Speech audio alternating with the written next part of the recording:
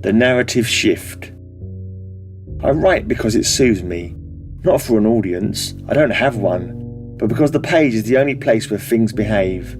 After work, after dinner, after the world has finished being loud, I sit down and write little stories no one else will ever see. One evening, still simmering from a run-in with the office bully, an idea nudged me, a petty one, a tempting one.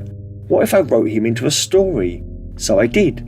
I created a character with the same swagger, the same smirk, the same talent for making others miserable.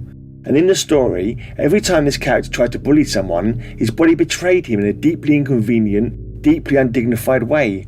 Nothing graphic, just enough to stop him mid-insult and send him scurrying for the nearest exit. I closed the notebook feeling faintly wicked. The next day, when the real bully opened his mouth to mock someone and suddenly went rigid, pale and very quiet, my stomach dropped. It couldn't be. It couldn't be. But it was. I walked home in a daze, replaying the moment, trying to rationalise it. As I turned onto my street, I saw my neighbour, the young mum from 2 doors down, stepping out of a taxi with her sister. I heard the word terminal. I saw her child clutching her hand. I saw the exhaustion in her face. And something inside me twisted. That night, I wrote again. Not a punishment this time, a miracle. A character based loosely on her received news that the illness had reversed course, cells behaving unexpectedly, doctors baffled, a future opening where none had been.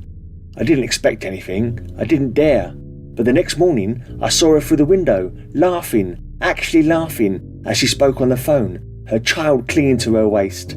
I sat down, I breathed, I wrote again. This time, a friend who'd recently lost his job became a character who stumbled into a small windfall. Nothing life-changing, just enough to keep the lights on and the wolf from the door. And when that too seemed to echo into reality, I realised I was standing on the edge of something strange, something powerful, something I hadn't asked for but now couldn't ignore. I stared at my notebook, then at my computer, then at the blank waiting space of a YouTube upload page. Another idea arrived. If stories could nudge the world, why not share a few? But before I posted anything, I wrote one more tale. Not about anyone specific, just anyone who might read my stories. A gentle precaution, a little narrative encouragement.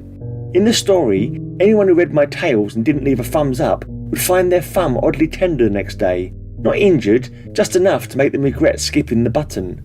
And anyone who read without leaving a comment would wake with a faint rasp in their voice. Nothing serious, just enough to make them clear their throat all morning.